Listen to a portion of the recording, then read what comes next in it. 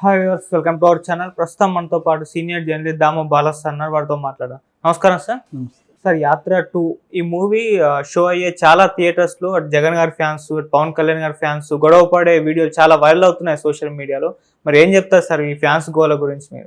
ఇది కావాలని జనసేన నిజానికి రెచ్చగొట్టాలని ముందే ప్లాన్ చేసుకున్నట్టుగా మనకు కనబడుతుంది. ఎందుకంటే అసలు యాత్ర 2 రిలీజ్ అవుతున్నప్పుడు కావాలని పవన్ కళ్యాణ్ పాత సినిమా రిలీజ్ అవ్వాల్సిన అవసరం ఏంటి? అవును, అక్కడే తెలుస్తుంది కదా. వాళ్ళు కావాలని దీన్ని రెచ్చగొట్టాలి, ఈ సినిమాని దెబ్బతీయాలన్న వ్యూహంతోనే వాళ్ళు వచ్చారు. వచ్చినప్పుడు థియేటర్లలో వాళ్ళ థియేటర్లో అంటే కెమెరామ్యాన్ గంగతో రాంబాబు ఆ సినిమా రిలీజ్ అప్పుడు ఆల్రెడీ కొన్ని యాడ్స్, జగన్ యాడ్స్ ఉన్నాయి థియేటర్లో. ఆ జగన్ యాడ్స్ వచ్చినప్పుడు వీళ్ళు గొడవలు చేస్తున్నారు. సో దాంతో అక్కడ ఉన్న వైసీపీ అభిమానులు వాళ్ళ మీద గొడవలకు వెళ్తున్నారు. సో అదొకటి. రెండవది, యాత్ర 2కి జనసేన వాళ్ళు వెళ్ళి కావాలని అక్కడ గొడవలు చేస్తున్నారు. ఇప్పుడు వచ్చిన సంఘటన అలాంటిది. యాత్ర ఇక్కడ ప్రసాద్లో జరిగింది, హైదరాబాద్లో. యాత్ర 2 షోకి జన సైనికులు ఎవడేళ్ళమన్నాడు, వాళ్ళని గొడవ చేయడానికే కదా వెళ్ళారు. ముందు నుంచి కూడా జన సైనికులు ఎప్పటి నుంచో కూడా వాళ్ళల్లో ఉండే ప్రాబ్లం ఏంటంటే వాళ్ళు లంపెన్ ఎలిమెంట్స్ ఎక్కువ ఉంటారు అక్కడ. అంటే ఎక్కువ మనం చూస్తే అంత మొరటిగా పిల్లకాయలు ఉంటారు. నేను కూడా నా అనుభవాలు గతంలో చెప్పిన. నేను పవన్ కళ్యాణ్కి ప్రోగా ఒక వీడియో పెట్టినా కూడా ఆ టైటిల్ వాళ్ళకి అర్థం కాక బూతులు తిడుతున్నారు. ఒకడు తిట్టినప్పుడు అడిగాను, వీడియో చూసామంటే నేను చూడలేదన్నాడు. చూడరా అంటే చూడాల్సిన అవసరం లేదంటున్నాడు. అంటే చూడదలుచుకోలేదు అతను. అంటే వాళ్ళకి గొడవ కావాలి, గందరగోళం కావాలి. వాళ్ళ వల్లే పవన్ కళ్యాణ్కి నష్టం కూడా. రేపు పొద్దున్న ఎలక్షన్లలో కూడా వైసీపీ వాళ్ళు వీళ్ళని తీవ్రంగా కొడతారు ఖచ్చితంగా.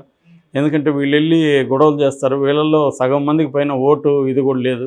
మొన్న కూడా ఒక దాంట్లో చూసాం మనం, వేదిక మీద చూస్తే అంతా వీళ్ళే ఉన్నారు పిల్లకాయలు, 16-17 ఏళ్ళు, ఇంకా ఓటు హక్కు రాని వాళ్ళు ఎక్కువ మంది ఉన్నారు. సో వీళ్ళ వల్ల పవన్ కళ్యాణ్ లాభం నష్టం రెండూ ఉన్నాయి. లాభం ఏంటంటే అతనికి ఒక బలమైన ఫోర్స్ ఉంది. నష్టం ఏంటంటే ఆ ఫోర్స్ని అతను పొలిటికల్ ఫోర్స్గా మార్చలేదు, ఒక లంపెన్ ఫ్యాన్ ఫోర్స్గా మాత్రమే ఉండిపోయింది. దాన్ని ఆర్గనైజ్డ్ పొలిటికల్ ఫోర్స్గా మార్చకపోవడమే పవన్ కళ్యాణ్కి ప్రధానమైన ప్రాబ్లం. అందుకని అతనిది ఇప్పటికి కూడా చంద్రబాబుకు అవసరం కాబట్టి అతను ఇవాళ ఉనికిలో ఉన్నాడు. కానీ చంద్రబాబుకు అవసరం లేకపోతే పవన్ కళ్యాణ్ పార్టీకి అసలు దిక్కు దివానం ఉండేది కాదు, గెలిచే పరిస్థితి కూడా ఉండదు. అదే అతని లక్, అంతే లక్. పవన్ కళ్యాణ్ అవసరం చంద్రబాబుకి ఏర్పడడం, దానివల్ల అతను ఉనికిలో ఉన్నాడు. అదర్వైజ్ ఉండడు. ఎందుకంటే అతనికి ఏమీ పొలిటికల్ ఆర్గనైజేషన్ లేదు. ఇటువంటి లంపెన్ యూత్ ఉన్నారు, వాళ్ళ మీద నెగిటివ్ తప్ప పాజిటివ్ ఎవరికి ఉండదు. సో దీనివల్లే ఇప్పుడు గలాట్లు జరుగుతున్నాయి. అసలు కావాలని యాత్ర 2 రిలీజ్కి ఆటంకం కలిగించి దెబ్బతీయాలని ఈ కెమెరామెన్ గాంగ్ ఇప్పుడే ఎందుకు వాళ్ళు తీసుకురావాల్సి వచ్చింది? సో ఇప్పుడు దీనివల్ల ఏంటంటే ఒక బ్యాడ్ సంప్రదాయం నెలకొల్పుతుంది. రేపు పొద్దున పవన్ కళ్యాణ్ సినిమా వచ్చినా కూడా వైసీపీ వాళ్ళు వెళ్ళి గొడవలు చేసి చేస్తారు రేపు ఖచ్చితంగా. అది అంటే పవన్ కళ్యాణ్కి లాంగ్ టర్మ్లో నష్టం తప్ప లాభం ఏమి లేదు. ఖచ్చితంగా రేపు మొన్నటి వరకు పవన్ కళ్యాణ్ ఆక్రోశించాడు, నా సినిమాలకి జగన్ అడ్డుకుంటున్నాడని. మరి ఇప్పుడు యాత్ర సినిమాని ఇతను ఎలా అడ్డుకుంటాడు? సో ఇక్కడ ఏంటంటే రాజకీయాల్లో ఎవడికి ఏ రకమైన విలువలు కానీ పద్ధతులు కానీ ఏమీ లేవు. రాజ్యాంగం పట్ల వీడికి ఎవడికి గౌరవం లేదు. అందరూ కూడా లంపెన్ ఎలిమెంట్స్ ప్రధానంగా ఉన్నారు. అందులో ముందుండేది జనసేన పార్టీ. సో ఆ యాంగిల్లో మనం చూసుకున్నప్పుడు ఇంకా ఆల్రెడీ వైసీపీ రౌడీజానికి ఏం తక్కువ లేదు. వాళ్ళు కూడా ఎక్స్ట్రీమ్ రౌడీజం చేయగలిగిన పార్టీ. రెండోది అధికారంలో ఉంది. సో ఖచ్చితంగా ఇది ఎలక్షన్లలో కూడా బయలుదేరుతుంది. ఎలక్షన్లలో ఒక పక్క ఎన్టీఆర్ అభిమానులు, జూనియర్ ఎన్టీఆర్ అభిమానులు కూడా వైసీపీతో జాయిన్ అవ్వబోతున్నారు. సో జూనియర్ ఎన్టీఆర్ అభిమానులు ఇటు వైసీపీ బ్యాచ్ రేపు పొద్దున్న జన సైనికుల్ని ఎక్కడంటే అక్కడ గొడవలు పెట్టుకునే అవకాశం కనిపిస్తూ ఉంది. ఎందుకంటే వీళ్ళు కూడా కాళ్ళు దువ్వే బ్యాచ్. ఇప్పుడు కూడా ఎక్కువ భాగం జన సైనికులంతా అరెస్టులు చేసే అవకాశం కూడా ఉంది. దానివల్ల ఏమవుతుందంటే పవన్ కళ్యాణ్ ఎంతమందికి బెయిల్ ఇప్పించగలరు వాళ్ళ లీగల్ టీము. సో వీళ్ళు మేజర్గా ఎలక్షన్ ముందు తీసుకుని వెళ్ళి వీళ్ళని ఏదో కేసులు పెట్టి లోపలేసేస్తారు. వీళ్ళు ఎన్నిసార్లు కోర్టులు తిరుగుతారు. ఇప్పుడు తెలుగుదేశం వాళ్ళు కూడా గతంలో 100 మందిని వేశారు పొంగనూరు, అంగళ్ళు, ఈ గొడవల్లో. వాళ్ళు ఎంతమంది బయటకు వచ్చారు, ఎంతమంది లోపల ఉన్నారు, వాళ్ళ గురించి ఎవరు పట్టించుకుంటున్నారు? సో ఈ కార్యకర్తలకి లేకపోతే అభిమానులకి తెలియని విషయం ఏంటంటే వాళ్ళు బాగానే ఉంటారు పై స్థాయిలో. రేపు జగన్ పవన్ కలవడానికి గ్యారంటీ ఏముంది? ఇవాళ బీజేపీ చంద్రబాబు కలుస్తారని ఎవరు అనుకున్నారు? గతంలో వాళ్ళ గొడవలు తెలిసిందే మనకి. అలాంటిది ఇప్పుడు మళ్ళీ కలుస్తున్నారు. బీజేపీ నాయకుడు ఒకడు ఓపెన్గా చెప్తున్నాడు, రాజకీయ పార్టీల మధ్య పర్మనెంట్ శత్రుత్వం, పర్మనెంట్ మిత్రత్వం అనేది ఏమీ ఉండదని. కానీ ఆ విషయం వీళ్ళకి అర్థం కాక వీళ్ళు కొట్టుకుంటుంటారు. సో ఇప్పుడు అలాంటిదే గొడవ. ఇది క్లియర్గా జనసేన రెచ్చగొట్టింది అనేది మనకు అర్థమవుతుంది. ఎందుకంటే ఆ సినిమా రిలీజ్ పెట్టుకోవడమే పవన్ కళ్యాణ్ ప్లాన్ చేస్తే పెట్టాడు దాన్ని, యాత్ర 2ని దెబ్బతీయాలనేసి. సో దానివల్ల ఇది అవుతుంది తప్ప ఇంకేం లేదు. దీనివల్ల ఫైనల్గా ఎవరికి నష్టం అంటే పవన్ కళ్యాణ్ బ్యాచ్కి ఎక్కువ నష్టం ఉంటుంది. ఎందుకంటే దీంట్లో పోలీసులు వీళ్ళంతా వాళ్ళ చేతిలో ఉంటారు కాబట్టి జన సైనికులని మీదే ఎక్కువ కేసులు పెట్టి వీళ్ళని లోపలేస్తారు. ఎక్కడెక్కడ జన సైనికులు యాక్టివ్గా ఉన్నారో వాళ్ళంతా. రేపు దీనివల్ల ఏమవుతుందంటే ఎన్నికల ముందు వాళ్ళు యాక్టివ్గా ఉండి పనిచేసే పరిస్థితి ఉండదు. ఆ రకంగా జనసేనకి నష్టం తప్ప లాభం ఏమీ లేదు. సో వాళ్ళది దృష్టిలో పెట్టుకొని ఇది చేయాలి. పవన్ కళ్యాణ్ కూడా ఒక పక్క అతను పైకి అనేక నీతులు చెప్తుంటాడు కానీ ప్రాక్టికల్గా ఎప్పుడు కూడా అతను కంట్రోల్ చేయలేదు ఇప్పటివరకు.